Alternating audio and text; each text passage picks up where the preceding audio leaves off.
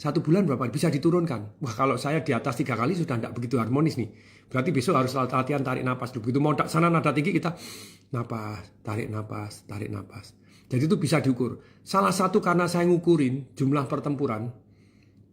Tentu saja yang berikutnya apalagi yang bisa diukur. Tadi jumlah kebersamaan. Nah, ini jumlah kebersamaan. Itu bisa diukur. Jadi omong kosong, saya tuh sampai sama Profesor Yana Surya itu duduk merumuskan bareng hukum kesetiaan. Kesetiaan itu identik sama dengan besarnya cinta Anda dikali waktu ketemunya dan kemudian dibagi jarak. Bisa. Kalau jaraknya 0, wah coba semua yang dibagi 0 jadi apa? Ini matematika nih, semua dibagi 0 sama dengan? 0 besar, Pak Tung. Tak terhingga, sesuatu hal tak terhingga. Sesuatu hal dibagi 0 jadi tidak? Dibagi 0, tak terhingga. Tak terhingga. Kesetiaan Anda tak terhingga ketika Anda lagi ML loh. Kan jaraknya 0. Ketika jaraknya 0, kesetiaan Anda luar biasa. Jadi istri saya orang yang luar biasa. Suaminya kemana dibawain kondom. Terserah mau ngapain bebas. Tapi suaminya juga orang luar biasa. Jadi semaksimal mungkin istri ikut. Dan semaksimal kalau istri tidak ikut, saya tidak nginep. Gitu loh ya. Karena laki punya duit sendirian. Mau cari gampang-gampangnya. Tidak usah cari, orang nyetorkan diri. Problem itu ya. Nah, tentu saja kesetiaan, masih ingat, besarnya cinta, dikali jumlah ketemunya, dibagi jarak. Kalau jaraknya deket-deket, nah ini istri saya, halo darling. Waduh, mau ngintip sini sebentar? Iya, senyum-senyum. Ini tadi malam, tadi sore sudah kode-kodean. Saya sama istri saya gitu, lagi pergi tadi, lagi penjurian untuk proyek saya properti gitu. Nah dia megang tangan, megang gini, megang gini. Nah kalau megang gini itu gaya tertentu yang kita inginkan. Jadi ini sudah kode-kodean, ini habis talk show ini kita mau ML ini. Jadi istri saya, yuk cepet. Oke, semangat.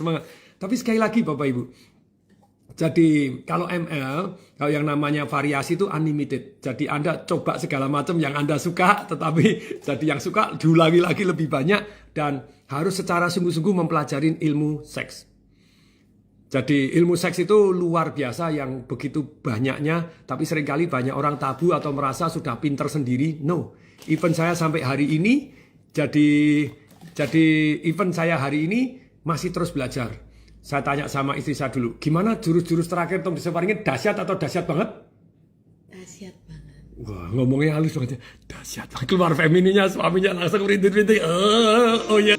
Ayo teman-teman, belajarlah. Dan yang laki dan perempuan. Itu dari tunggu Pak Tung, dari segi bukunya Pak Tung, buku barunya. Sex Revolution.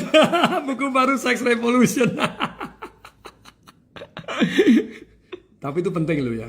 Saya tuh jadi ngajar bisa, jadi membuat perempuan yang Anda bilang, oh saya tuh hanya bisa orgasme sekali atau sulit sekali, jadi multiple orgasme bisa, jadi squid juga bisa, jadi keluar bunganya banget sampai wah orgasme yang tidak terkira bisa karena belajar. Dan istri saya juga belajar loh. Istri saya juga seneng belajar, oh caranya gimana, apa gimana. Jadi mohon maaf nih saya terang-terangan, boleh ya? Urusan seks. Jadi saya ke London, saya ke Singapura, kemana, kita sering pergi ke toko seks, oke? Banyak orang merasa tabu, kalau saya enggak sama istri. Wah ada buku-buku kita ke London itu ada buku teknik ini, we learn and we practice. Kita cobain dong, istri-istri sendiri ya pakai gaya macam-macam toh. Sampai di Instagram ada yang nanya, Pak Tung, kapan buku Sex Revolution-nya terbit? Langsung link ordernya Pak, gas. Gimana kita adakan seminar khusus untuk Sex Revolution, Mbak, pasangan masing-masing. Tobat. Tapi itulah menyedihkan. Banyak ilmu-ilmu penting tapi dianggap tabu. Banyak urusan penting juga dianggap tabu. Tapi balik lagi, setelah saya belajar ya bagaimana mengurangi pertempuran itu, ternyata ada satu jurus yang sangat penting, super penting di dalam kehidupan perkawinan. Jadi, yaitu apa? Yang minta maaf duluan menang. Waduh, ini istri saya itu dominan. Istri saya itu influencer. Tong Desemberingnya juga dominan. Tong Desemberingnya juga kalau DISC, Pernah tes? Pak Tan mesti pernah, yang lain-lain silahkan tes itu ya, DISC. Itu saya dominan, influence, istri saya influence, dominan. Wis podo, kalau itu kan kelereng, kemu kelereng, piring, kemu keliring, kemelontang, kelontang. Pada waktu pacaran, tiada hari tanpa pertempuran. Tiap hari rebutan kekuasaan, rebutan pengaruh. Setelah menikah, di awal-awal, ayo. Nah kemudian, sampai satu hari, ketemu jurus yang minta maaf duluan menang, luar biasa.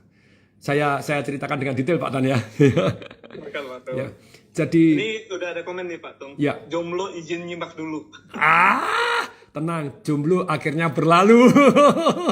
Itu Pak Teo, makanya cepat nikah woi. Nanti nyesel loh karena enak banget. Ya, jadi yang minta maaf duluan menang itu saya terinspirasi, saya baca artikel gitu ya. Jadi ada satu vihara sama vihara. Yang vihara seru ini walaupun diajarin sabar, diajarin meditasi, murid-muridnya berantem terus. Sampai biksunya, kepala viharanya itu dengar bahwa di tempat yang satu, agak jauh dari tempatnya dia, jalan kaki 2 jam, itu ada vihara, tidak pernah berantem. Tidak pernah berantem. Rukun, kemudian dia kirim 2 muridnya. Muridnya nginep di sana 2 hari terus balik. Begitu balik, Bapak Biksu, saya tahu. Karena mereka itu banyak kesalahan. Jadi karena mereka banyak kesalahan, makanya mereka jadi harmonis. Loh, kok banyak kesalahan harmonis? Makin bingung ini si biksu. Ya, terus aku datang sendiri lah, pengen tahu kenapa kok di sana. Begitu dia datang, mendadak ada di depan viharanya itu ada orang lagi ngepel. Begitu dia akan, biksu ada kelihatan bahwa begitu ada senior biksu datang yang dari dalam, yang satu lagi ngepel, terus kemudian yang satu bungkuk, yang dari dalam langsung lari-lari nyambut. Begitu nyambut, kepleset karena dipel mesin sweat, pok. Begitu kepleset langsung yang ngepel, sorry, ini salahku, mohon maaf, ini salahku. Kamu sampai jadi kepleset, mohon maaf ya. Yang satu, sorry, yang kepleset, sorry, ini salahku, kamu ngepel, aku nggak lihat jadi ngotorin kamu harus ngepel lagi ya. Langsung biksu kepalanya ini langsung sadar, jadi orang-orang yang mau tes cermin bahwa dia mungkin ada salahnya, orang-orang yang mau membuat maaf, minta maaf duluan, maka menjadi harmonis. Tidak harmonis itu kan merasa paling benar dan jadi menuntut orang, kepingin merasa menang. Nah makanya akhirnya saya wujudkan dengan istri saya, yaitu satu aturan main, undang-undang dasar namanya. Kami mempunyai Pancasilanya. Loh, kalau di Indonesia merdeka itu kan ada jadi istilahnya membuat masyarakat Indonesia adil dan makmur, itu tujuannya kan gitu ya. Jadi saya kan juga membuat keluarga saya harmonis dan makmur kan gitu ya. Terus kemudian ada Pancasilanya, bijaksana, sehat, panjang umur, keluarga harmonis, kaya raya, dan bahagia. Itu Pancasila di keluarga kita gitu ya. Tapi kalau di dalam misi hidup tambahin lagi gitu. Bermanfaat orang banyak, diberkati, dilindungi, disayang, dan dibimbing oleh Tuhan yang maha segalanya. Itu 7 gitu ya. Tapi kalau dalam keluarga untuk ini 5. Terus kemudian kita ada undang-undangnya juga. Undang-undangnya.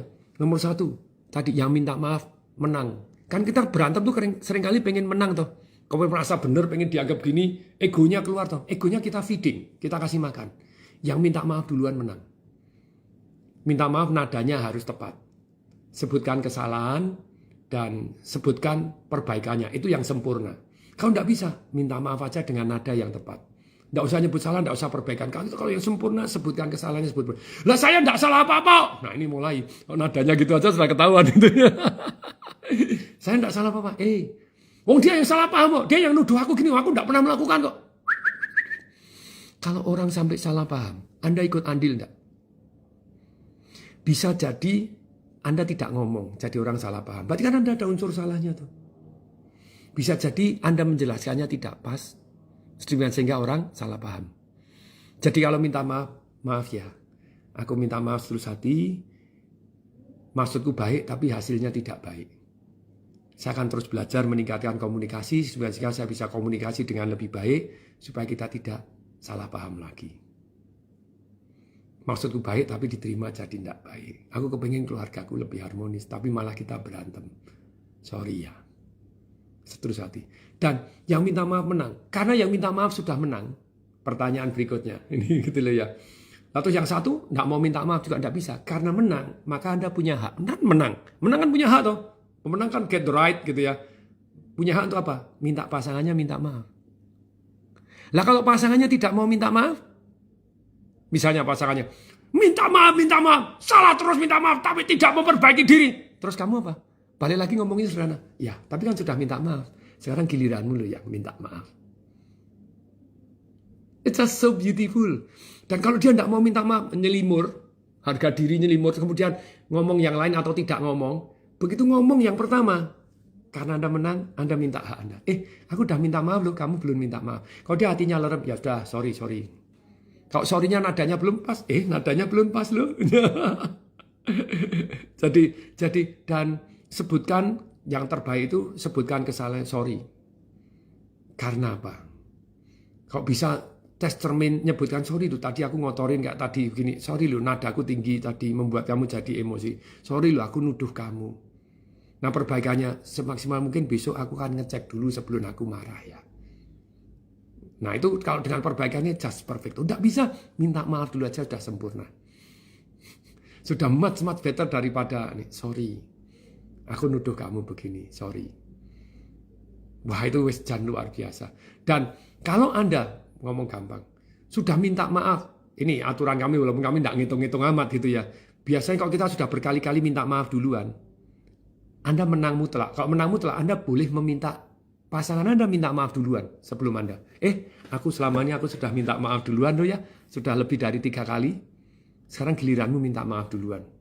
Enggak mau, kamu salah terus juga gini. Oh iya, tapi sudah minta maaf duluan terus berkali-kali.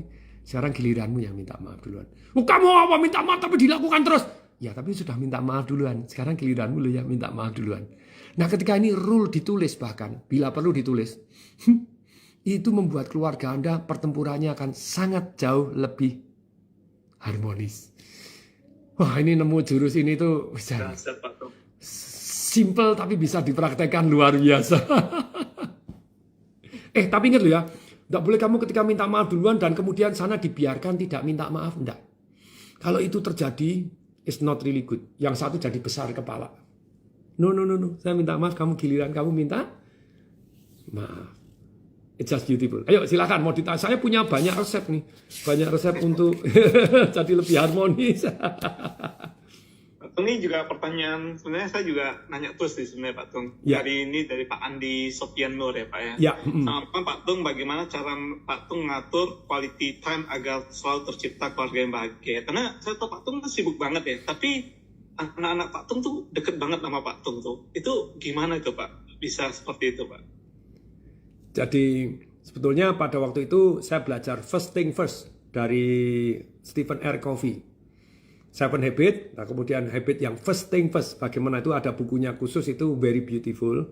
Jadi kalau dari saya pribadi itu, Pak Tan kemarin waktu ke Semarang kan saya sharing. Ada 7 hal penting dalam kehidupan. Jadi hidup ini begitu luar biasanya, sayang sekali kalau kita tidak punya goal. Kalau kita tidak punya goal, kita bangun tidur tidak terarah ke kanan, ke kiri, kemana. Jadi karena tidak punya goal ya semawut gitu ya. Bisa nggak Anda jadi kaya tidak punya goal? Bisa. Kalau kebiasaan Anda, kebiasaan memang menjadi kaya. Menyisihkan, menabung, investasi, bergaul dengan orang lebih kaya, kemudian terus mau belajar. Kebiasaan Anda memang membuat Anda kaya. Ya kaya. Kebiasaan Anda memang membuat keluarga Anda harmonis. Ya Anda harmonis. Kebiasaan Anda membuat Anda langsing. Ya langsing. Kalau Anda punya kebiasaan. Kenapa tidak? Kita membentuk kebiasaan-kebiasaan kita. Nah ini tadi. Ya, bukan hanya satu. Hidup ini begitu kompleksnya, begitu indahnya, sungguh sangat sayang kalau hal yang penting itu cuma satu. Kerja. Keluarganya awet-awetannya sedih amat, kan gitu. Keluarganya harmonis tapi kere, doa enggak enak juga, no. Keluarganya harmonis kaya raya tapi sakit-sakitan terus, gak seru kan gitu loh ya. Jadi yang saya share itu ada 7 bidang yang penting dalam kehidupan yang mestinya menjadi part of kehidupan kita, punya goal di masing-masing. Dan kalau kita sudah punya goal, kita harus alokasi waktu. Nah ini yang salah satu yang sangat penting. Kayak saya sama anak, saya minggu ini mau diisi A, B, C, D, E, saya enggak mau. Saya sudah janjian kok sama anak kok. Jadi setiap minggu itu ada 1 hari yang Anda janjikan sama Anda jadwalkan. Father and sons times, father and daughter times. Dan kemudian berikutnya, ini yang sangat-sangat indah. Tapi bukan hanya urusan keluarga toh. Saya share yang 7 dulu ya Pak Tan. Yuk ini caranya belajar supaya Anda. Ya, coba ayo Pak Tan silahkan. Yo nomor ini karena cara mengingatnya benar nih. Yo, silahkan Pak Tan. Kita recall, tenang aja, enggak bisa itu adalah part of belajar gitu ya.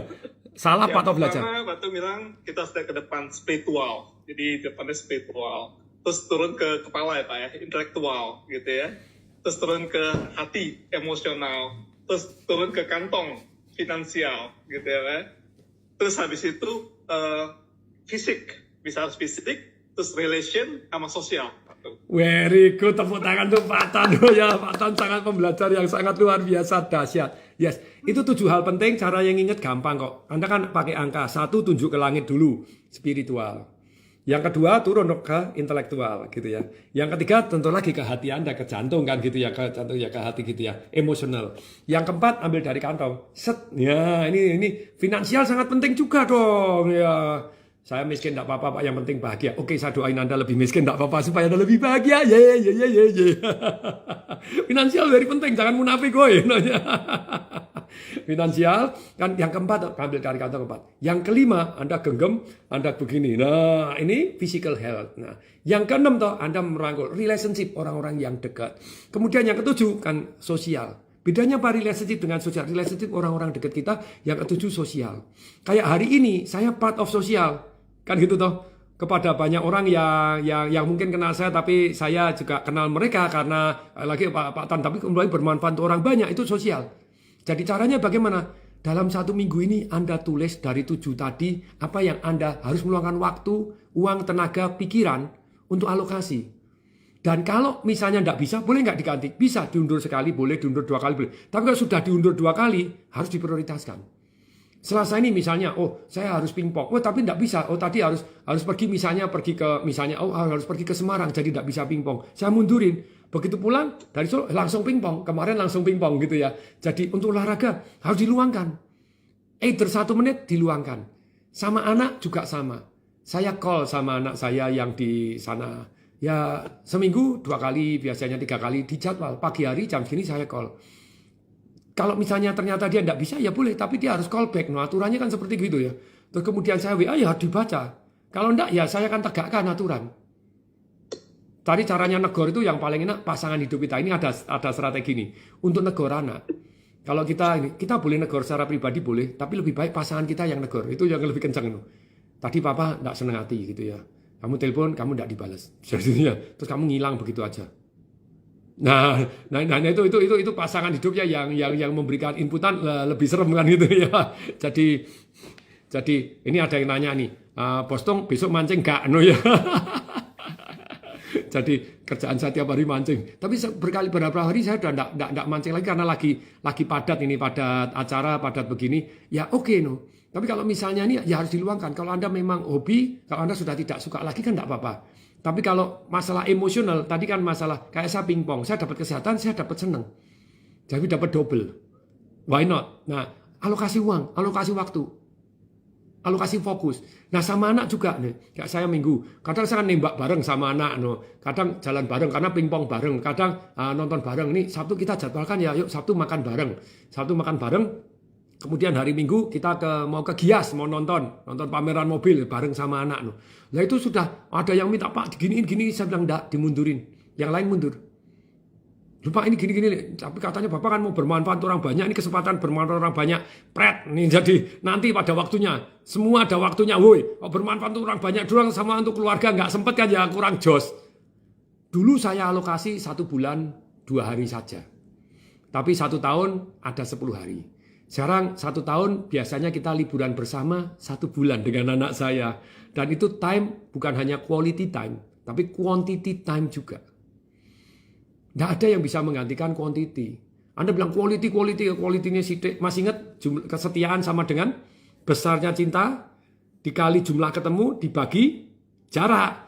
Jaraknya 0, ya wangel. Mesti cinta banget, setia banget.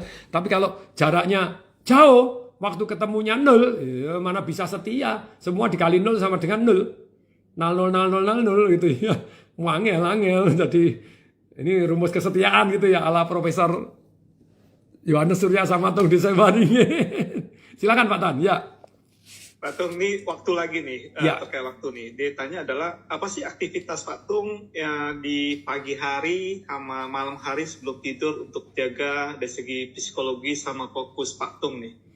Jadi biasanya saya ini kalau pagi hari itu ya pertama kali bangun itu yang saya lakukan sudah bertahun-tahun adalah tarik napas panjang dan ngolet.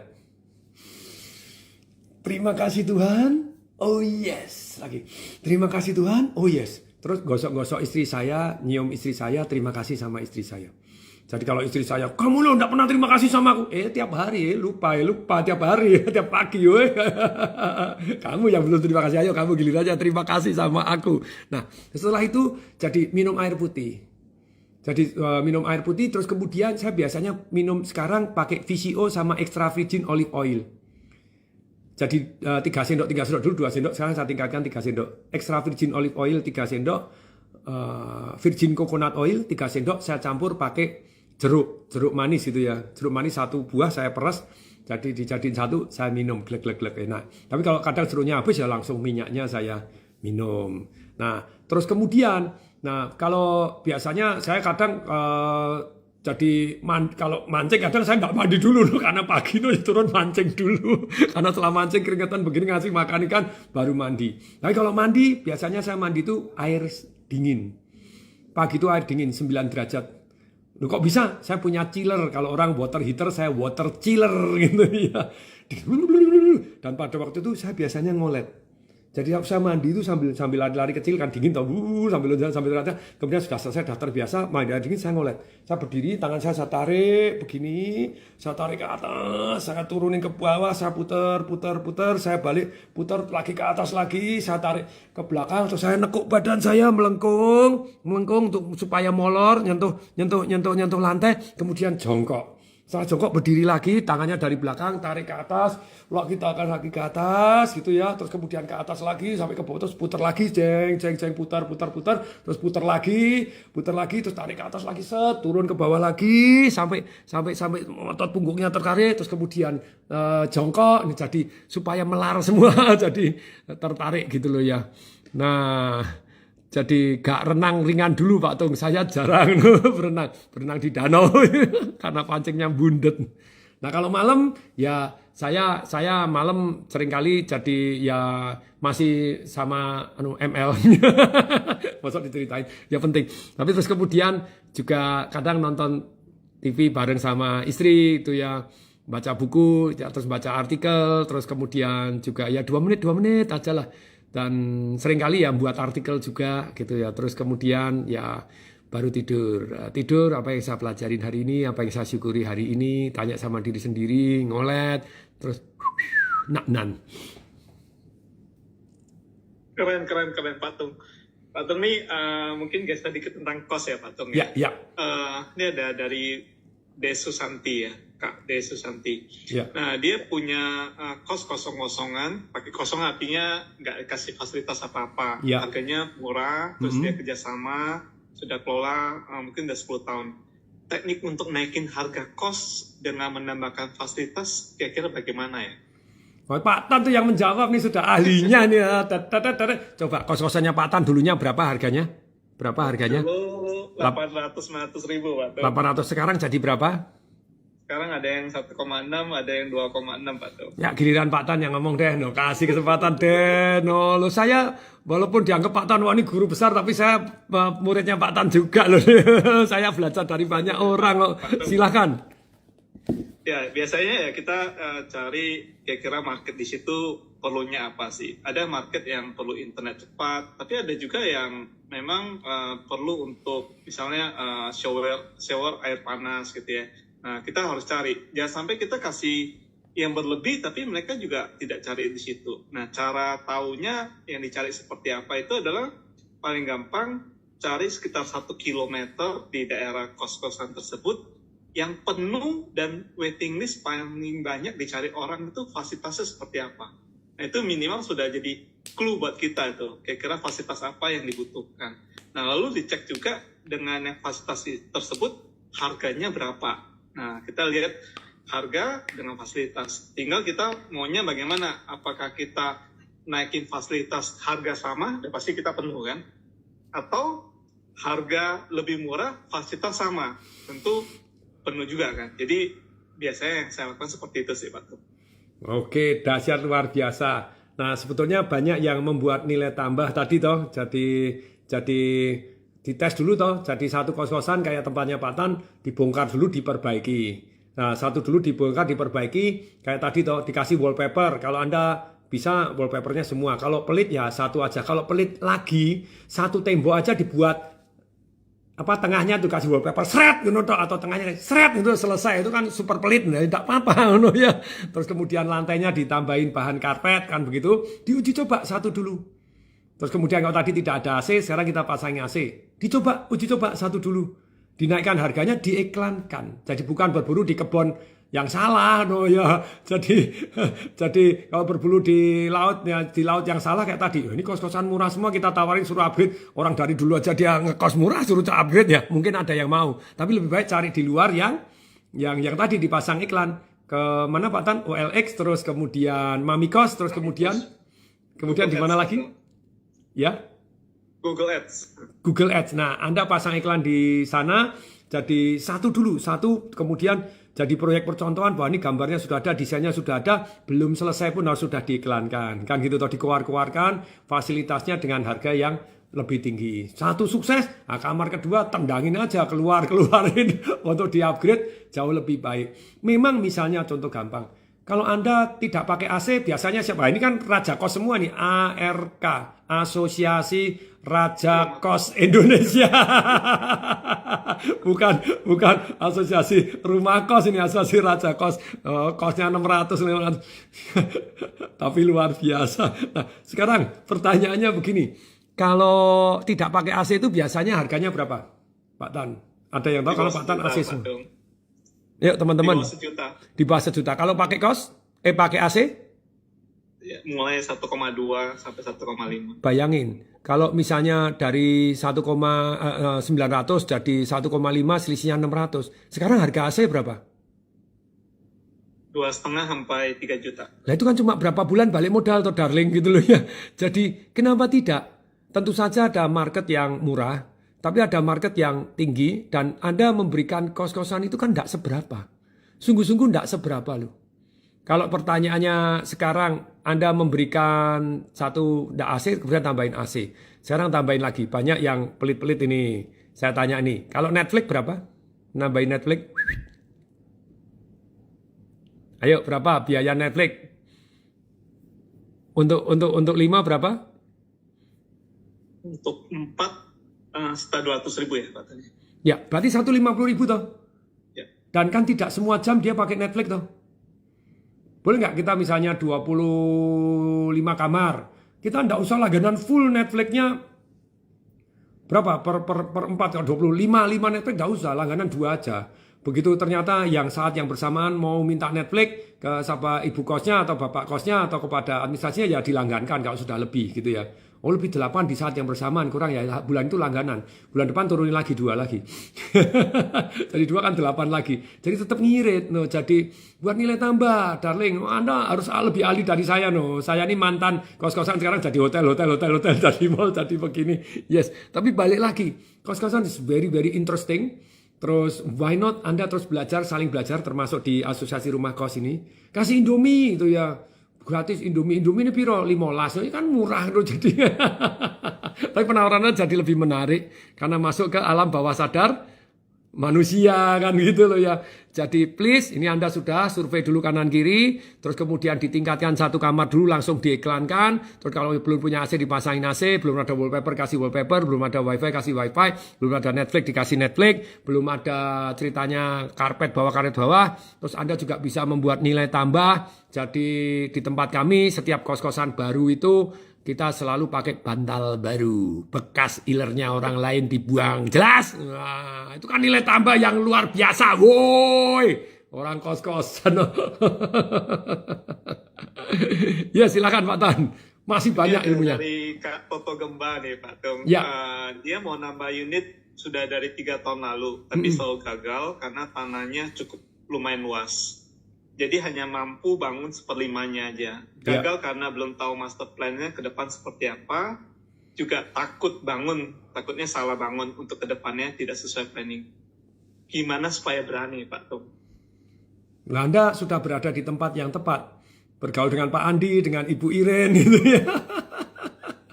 Jadi yang beratus-ratus itu Anda berada tepat. Anda boleh sharing kepada satu dengan yang lain. Jadi, wow, dengan Anda bergaul dengan orang-orang yang tepat kok dia bisa.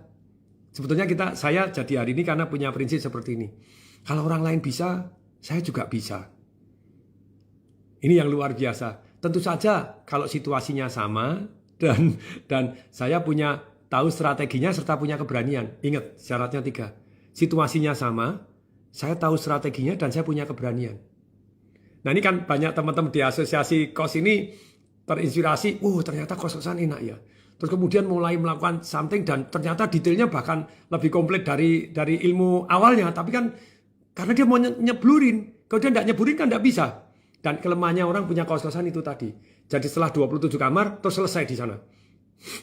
Kayak orgasme terus tidak mau multiple orgasme. Jadi sekali lagi ya, ada 3 hal yang paling menghambat kita dalam kehidupan kita. Kenapa kita tahu bahwa kos-kosan yang banyak seperti Pak Andi, Bu Irin itu walaupun tetap ada pusingnya, ada repotnya, yes. Tapi balik lagi yang menghambat kita 3. Satu adalah zona nyaman kita. 27 lumayan ya Pak, sebulan dah 27 juta. Ya lumayan 27 juta. Kapan Anda beli Ferrari-nya? Ya aku enggak pengen Ferrari, enggak apa-apa, ya silakan. Tapi balik lagi, masing-masing ada zona nyaman. Loh Pak, saya ini kan bangun kos-kosan supaya nyaman. Lu mosok disuruh keluar dari zona nyaman. Kapan saya nyaman, lebih nyaman? Nanti gimana? Nah gini loh, tergantung. Anda masuk zona nyaman atau sudah zona aman. Sometimes Anda nyaman masih belum aman loh. Maksudnya belum aman itu aman relatively. Tapi balik lagi, kalau Anda hanya punya satu kos-kosan atau hanya dalam bentuk kos-kosan, if something happen, you never knows. Why saya pribadi gitu ya.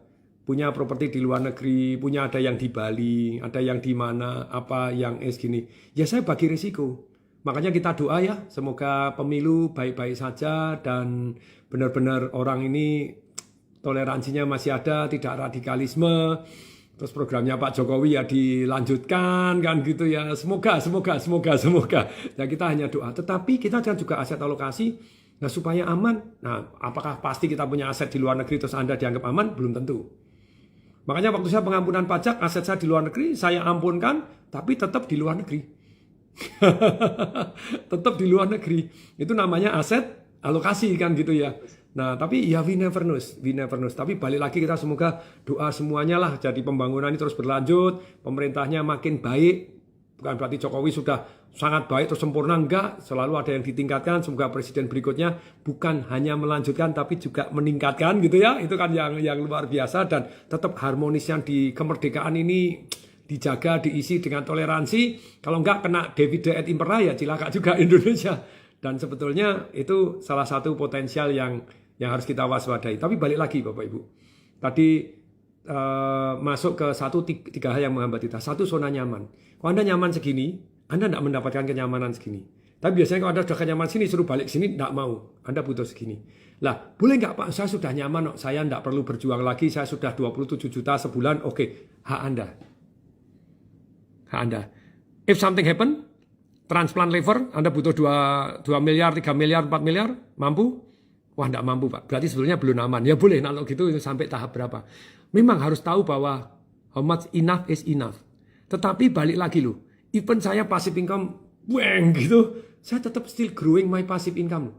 Tapi waktu saya 6 bulan ini, 1 tahun kan cuma kerja 6 bulan. Pak Tan tahu dulunya saya meeting sebulan sekali, sekarang 2 bulan sekali, I'm so sorry gitu loh. Tadi yang seminggu sekali, oh I'm so sorry 2 minggu sekali. Terus 1 bulan libur total, I do not want diganggu gugat. Oke, bisnis masih saya ukurin, masih saya urusin, tetapi saya mengurangi waktu saya. Karena saya tidak kepengen naik Lambo, naik Ferrari, drosor nggak bisa keluar, sudah tua, baru naik. No, I want to enjoy. Tapi tetap saya masih mengembangkan aktif income saya, mengembangkan passive income, tapi in the smart way.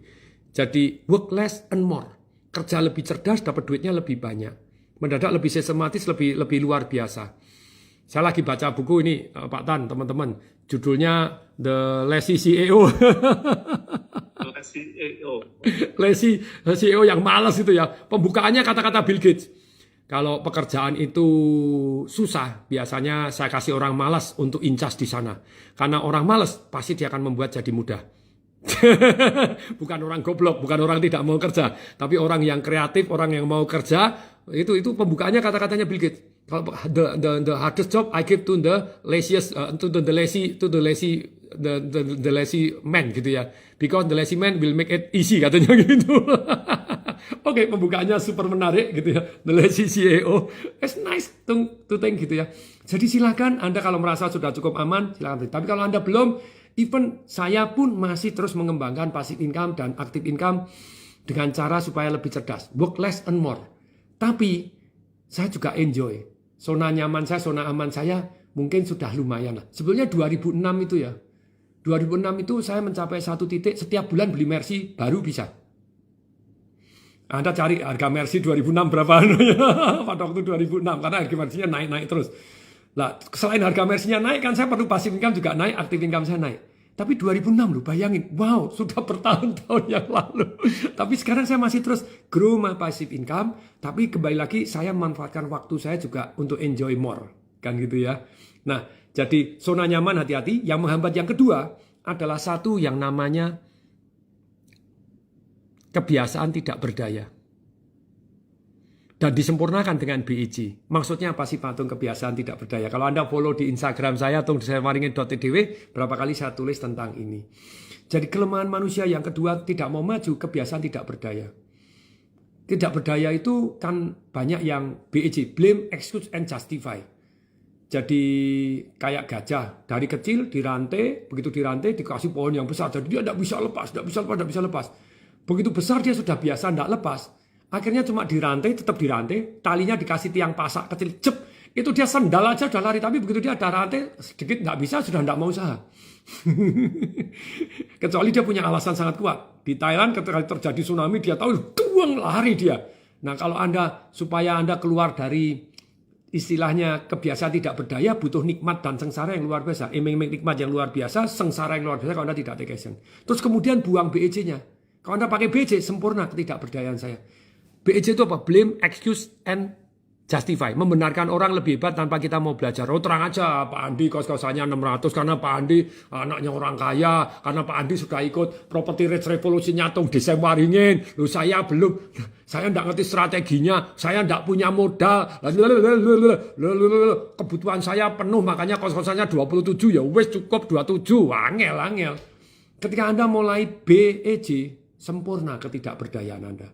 Bagaimana caranya supaya Anda keluar dari ketidakberdayaan? Satu alasan sangat kuat. Sengsara amat sangat. Anda bayangkan kalau Anda butuh tadi, tidak harus gitu ya. Tapi Anda bisa mengimajinasikan, waduh kalau saya butuh 2 miliar, 3 miliar, kos-kosanku tak dol ini hilang, ini passive income saya habis nih. Nah saya sudah cukup belum? Ya, aman nggak? Nyaman itu belum tentu aman, paling mending aman kalau Anda bukan Anda cari aman terus tidak mau berkeluar, enggak. Anda keluar dari zona nyaman supaya Anda mendapatkan zona aman yang lebih luas. Bukan zona aman yang gini, tidak mau keluar dari zona aman jadi maunya nyaman tok, tidak bisa. Keluar dari zona aman, keluar zona nyaman. Sekarang zona aman dan nyaman Anda lebih gede. Nah, jadi buang BEG-nya, kasih alasan sangat kuat. Wah, saya harus kos-kosan, saya minimal 200. Nah, itu kan keren tuh. Kayak Pak Tan Lugulnya pertama kali langsung minimal 100 kamar. Passive income minimal 100 juta, itu kan jelas sekali goalnya. 9 bulan tercapai 100 jutanya, tapi 100 kamarnya belum kan gitu ya. Sebetulnya lewat sih, dijualin melulu. Sekarang sudah lewat, oke. Tapi balik lagi Bapak Ibu, buang BEG-nya. Ketika Anda blame, lakonnya apa? Ketika Anda excuse, daripada Anda blame, menyalahkan orang lain, menyalahkan situasi, lebih baik Anda bertanggung jawab. Daripada Anda excuse, lebih baik Anda take action. Action. E-nya bukan excuse tapi action gitu ya. Daripada justify, luangkan waktu untuk terus belajar. Bertanggung jawab, take action dan belajar. Make you grow. Dan setiap ada tantangan supaya terpecahkan, nah Anda fokusnya ke solusi. Wah saya tidak tahu caranya, supaya saya tahu caranya. Saya tidak punya modal, supaya tanpa modal. Nah ini Pak Tan sudah belajar toh, ini tanpa modal. Betul Pak Tan? Betul Pak Tung. Nah ketika belajar, nah kemudian yang terakhir, yang membuat kita tidak berdaya itu, manusia itu cenderung cari mudah.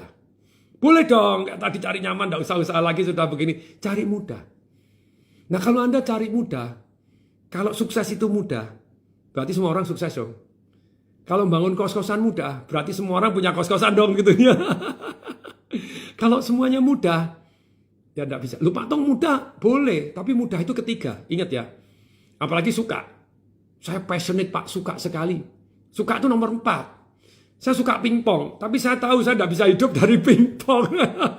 Bisa sih jadi pelatih pingpong, jadi begini. Tapi income-nya saya hybrid. Sudah boyoknya tobat-tobat sampai tua, masuk ya pingpong terus enggak.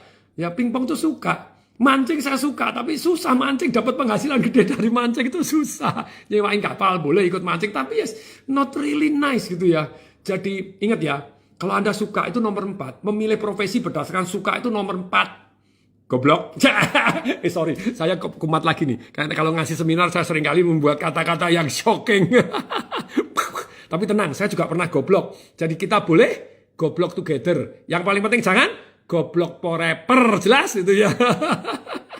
Jadi kalau Anda memilih profesi mulai bisnis karena suka itu nomor 4. Nomor 3 mudah. Kalau bisa mudah kenapa cari susah? Setuju. Orang-orang yang mau cari mudah, yang kreatif, dia menemukan jalan luar biasa. Itu lazy CEO, itu keren banget itu. Nah, kemudian tapi yang nomor 2-nya apa? Menghasilkan tadi, yang membuat kita jauh lebih aman, lebih tumbuh, lebih ini. Kemudian yang nomor 1, yang paling penting, bermanfaat nggak untuk orang banyak. Jadi memilih jenis bisnis itu kalau bisa dapat 4 ini. Nomor 1-nya bermanfaat orang banyak. Yang kedua, menghasilkan gaya hidup yang kita inginkan. Menghasilkan passive income yang kita inginkan. Saya tidak pernah berencana untuk menghentikan supaya passive income saya cukup segitu aja dan tidak tumbuh. I still growing my passive income. Even waktu saya gunakan banyak berlibur, tapi saya still kerja lebih cerdas supaya passive income-nya lebih banyak. Still growing my passive income. Tapi banyak orang enggak toh. Selesai dapat passive income 27 juta, selesai. 20 tahun lagi 27 juta cukup.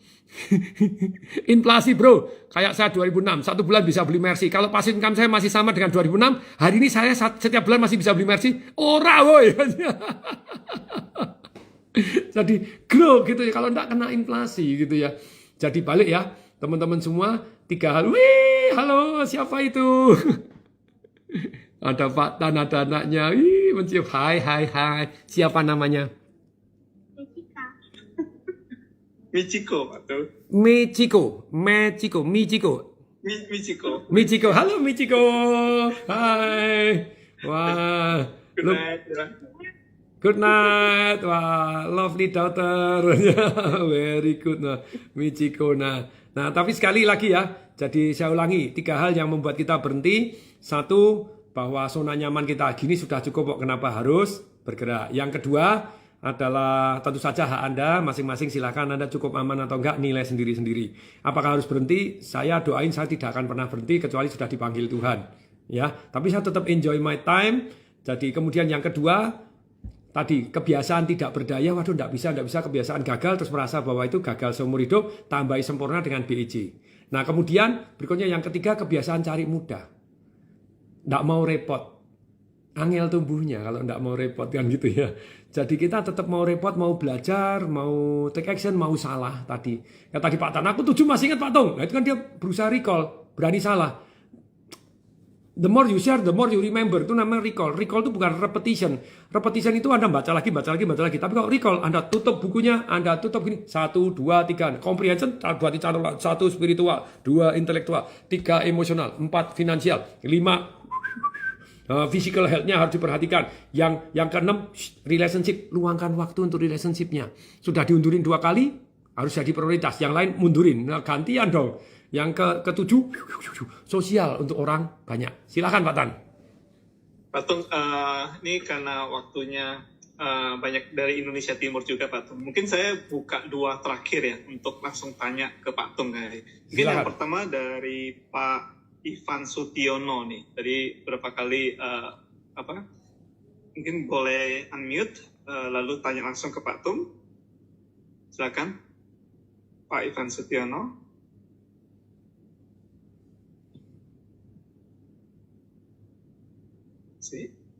Oke, mungkin sambil saya bacain aja ya. Ya. Udah unmute belum ya?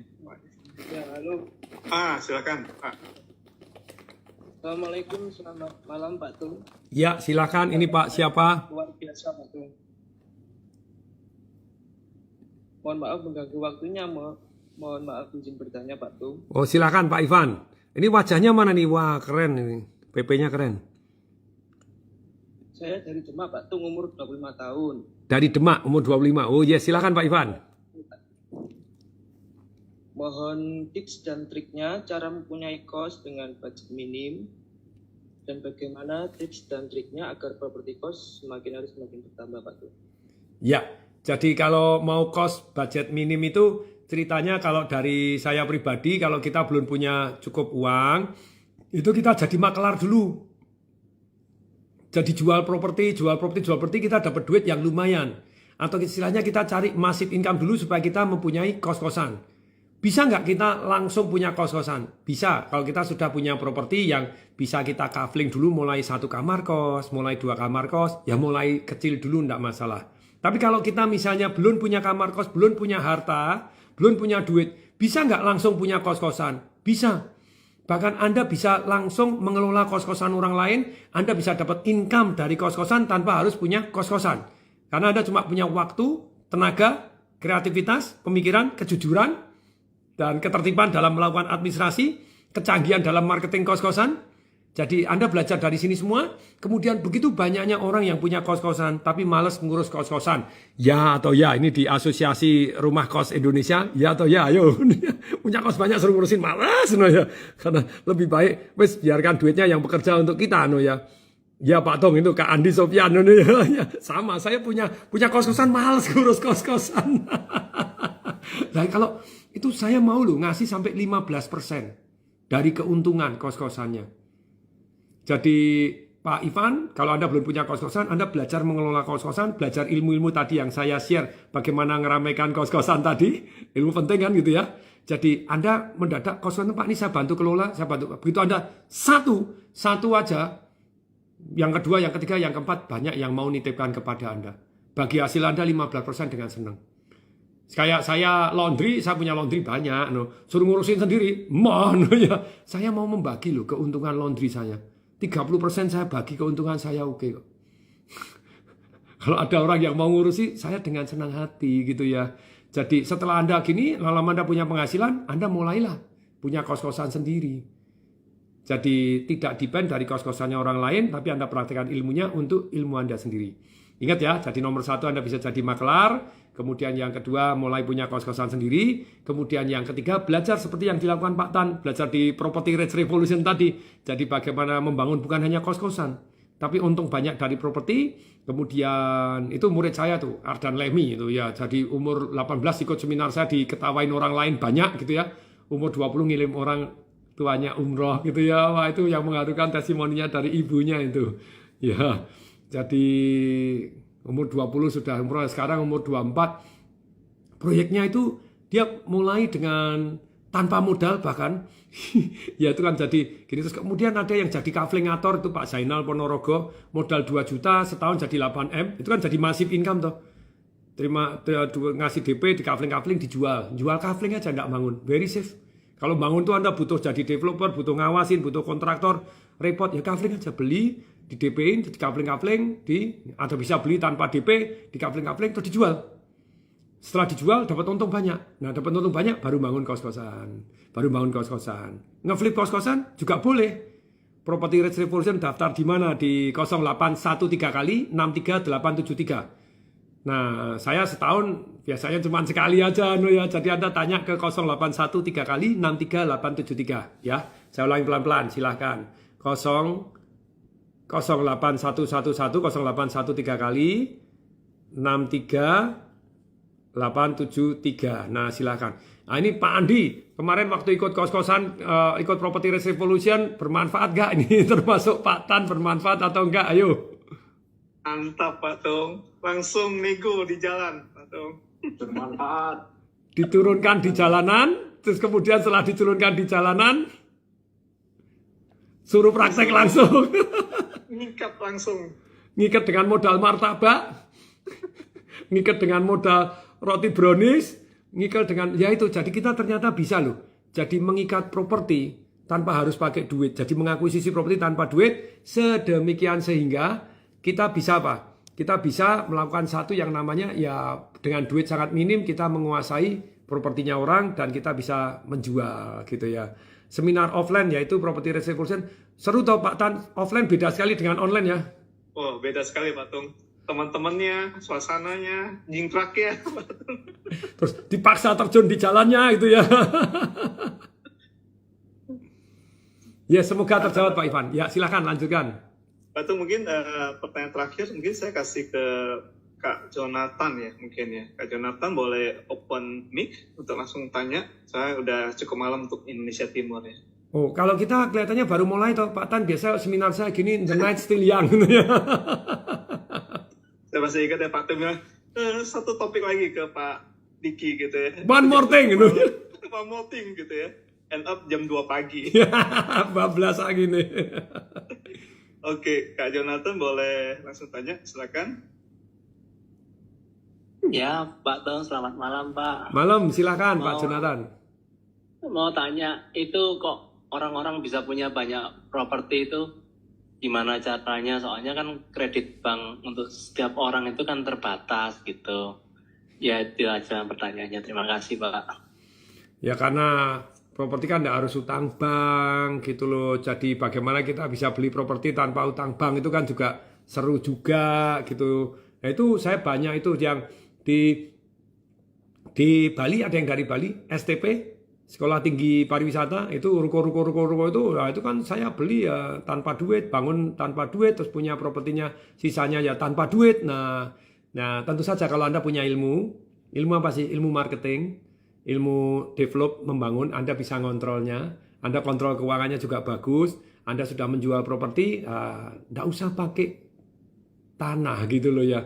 Yang saya cerita, tadi kan saya baru presentasi, baru ikut satu lomba di Properti Guru, tadi saya present di rumah saya. Nah saya cerita, hari ini itu begitu banyaknya orang nyodorkan tanah untuk minta kerjasama, untuk dibangun dan dijual oleh Tong Desa Waringin, N-Team. Nah untuk itu tentu saja, nah, sekarang kayak di Batam aja sudah 60, tentu saja kita milih yang bagus loh.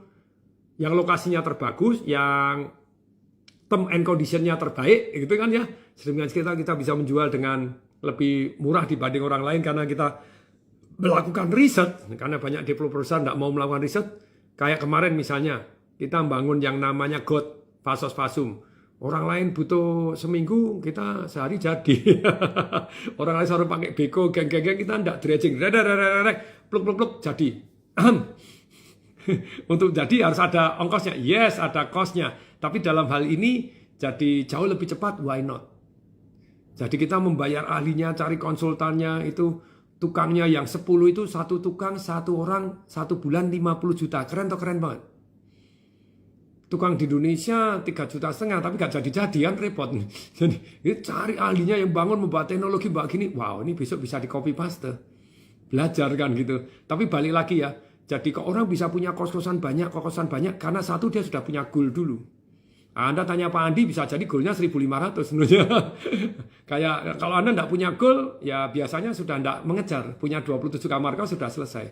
Anda tanya Bu Irin 400 kamar kos, nah, mungkin dia aku pengen 2.000. Ya, tapi balik lagi orang-orang yang biasanya besar biasanya punya goal. Kecuali memang dia punya kebiasaan kayak saya hari ini punya kebiasaan mengembangkan passive income, mengembangkan active income. Sampai sekarang masih growing walaupun saya enjoying my time kan gitu ya, mancing lah, pingpong lah, jangan ikut-ikutan saya lah no ya. Ikutin pada waktu masa-masa berjuangnya jangan sekarang. Jadi belajarlah untuk cari massive income, belajarlah untuk kemudian mengubah massive income Anda jadi passive income. Dari situ nanti pasifnya kos-kosannya mulai 1, 2, dan tentu saja kos-kosan punya ilmu mengelola kos-kosan. Tentang cara nagihnya, tentang kalau bayar setahun dapat insentif apa, terus ternyata terus kemudian supaya karyawannya lebih jujur gimana, karyawannya yang membetulkan listrik kan itu kan kos-kosan tuh macam-macam loh. Kamar mandinya kotor, terus kemudian listriknya AC-nya rusak-rusak, ya ndak happy lah orang ngekos di tempat Anda. Anda butuh satu manajemen yang terus-menerus. Nah kalau gitu boleh nggak survei ke kos-kosan lain? Silakan. Saya sejak di bank dulu saya survei di tempat yang lain. Saya laundry pun sering laundry di tempat yang lain. Belajar, wah ini keren, wah ini penawarannya keren, wah ini top nih. Jadi sebenarnya dalam hidup ini tidak ada lawan. Yang ada hanya teman dan tempat belajar. Orang yang tidak mau belajar sama Anda, ya itu teman Anda kan gitu ya. Nah, sedangkan yang lebih hebat, walaupun itu lawan Anda, walaupun itu murid Anda, belajar. Nah, yang ada teman dan tempat belajar. Satu hari Forbes, masalah Forbes ya, wawancara saya. Forbes apa, Pak Tung tuh training begitu banyaknya orang, apa Pak Tung enggak takut saingan? Saya bilang enggak ada saingan, yang ada hanya teman dan tempat belajar. Kalau dia lebih baik, saya belajar. Jadi kalau dia enggak mau belajar sama saya tetap teman kan gitu ya. Memang ada yang teman dekat, ada yang teman jauh, ada yang jauh dari lingkaran teman, tapi tetap hai gitu ya, oke. Tapi balik lagi teman-teman. Jadi ini baru jam berapa tuh kok Pak Tan sudah mau diakhiri terus ya? Soalnya ada dari Indonesia Timur, Pak. Tung Yes, dari Kupang dan sebagainya. Mereka udah jam 10-an, Pak. Oh, jam 10-an. Ini di sini jam berapa ini? Oh, baru the night still young. The night still young. Takut ditegur Bu Yani saya. Oh iya. Oh, kalau itu diingatkan langsung saya. Oke, segera kita akhiri. Saya mau ihi dulu ya. Pak Tung, terima kasih banget waktunya Pak Tung. Ini tadi saya catat gak selesai gitu ya. Resep untuk jadi keluarga bahagia gitu ya. Itu quality time-nya seperti apa. Super dahsyat Pak Tung. Hari ini kita benar-benar belajar banyak ya tentang life evolution Pak Tung. Boleh saya tambahin lagi lah ini just one more thing. Pak Tan sampai apa kalau saya bilang just one more thing, mutar nambah 2 jam ini bisa sampai jam 2 pagi. Karena saya memang sangat semangat untuk sharing. Jadi just one more thing ya. Ini kalau enggak ya Anda cari sendirilah buku saya Life Revolution di bab 12. Nah, ini ya contoh undang-undang dan jurus agar pernikahan menjadi lebih harmonis. Jadi salah satu ada aturan bahwa pertempuran tidak boleh lebih dari 5 menit. Itu. Terus kemudian belajar merusak pola. Maksudnya belajar merusak pola itu apa? Kalau lagi marah kita merusak pola. Jadi kadang kita itik-itik, kadang kita kadang kita cium, jadi itu merusak pola. Kadang kita tarik napas, terus kemudian di kepalanya tuk. Kadang saya sembur air. Jadi saya minum, istri saya sembur. Ya sudah kamu sembur balik, sembur-semburan, gerutu-gerutu karena jadi guyon kan gitu ya, merusak pola. Terus kemudian kembali lagi ini, kebanyakan drama itu apa? Jika satu lagi mendekat, ini perhatikan. Satu mendekat, yang satu mundur. Satu mendekat, satu mundur. Begitu satu mundur, yang satu mendekat. Ya sudah mendekat, dia malah mundur. Jangan ciloko. Jadi perhatikan kata-kata ini.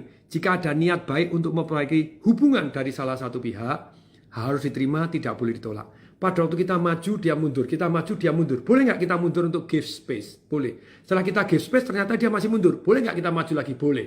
Tapi boleh nggak kalau dia mundur lagi, kita give space lagi, mundur lagi? Boleh. Tapi begitu dia maju, jangan harga diri terus mundur. Lah kapan ketemunya? Kebanyakan nonton drama ini hanya satu maju, satu mundur, lalu kapan ketemunya? Jadi itu. Kemudian, tidak boleh memperbesar masalah. Perhatikan pola Anda berantem. Misalnya, yang satu itu biasanya buang tong sampah itu jadi yang suaminya itu. Suaminya itu hobinya membersihkan. Jadi sampah itu dia bukan pelit ya, dia setiti. Kalau ada kantong kresek ya dia bersihin. Dia dibersihin yang kalau tidak perlu ya masih bisa dipakai lagi. Istrinya kantong sampahnya bak sampahnya dikasih kantong kresek supaya buangnya gampang. Nah, kemudian mulai satu menyinggung yang lain. Yang suaminya begitu, man dong dibersihin, dilipat. Istrinya bilang, "Suami pelit luar biasa." Siapa yang pelit? Kita tuh hemat, tahu nggak? Kemudian yang suaminya mulai ikut marah. Kamu borosnya ndak karu-karuan, mulai nuduh. Boros gimana? Kamu tuh beruntung dapat istri saya, tahu nggak? Dulu tuh banyak laki-laki yang mau dengan saya. Nah, kemudian yang cowok datang, dulu banyak cewek yang mau sama saya. Mulai coba bergantian urusan 25 rupiah, urusan kantong kresek membesar. Anda harus mulai tahu polanya. Pertempuran itu ujungnya di mana? Kalau bisa diperkecil, jangan membesar gitu loh ya. Nah, terus kemudian ambil tanggung jawab bahwa mulai dari kita untuk meningkatkan diri, mulai dari kita untuk mengubah, mulai dari kita. Ini Instagram saya sudah 2 jam, 1 jam mati, 1 jam lagi mati lagi. Ya makanya ikut Zoom itu jadi lebih nikmat ya. Jadi kalau bertengkar, doakan, saling doa bersama. Doa bahwa minta komunikasi, doa bersama. Mohon doa bareng-bareng pegangan tangan, doa untuk minta dikaruniai.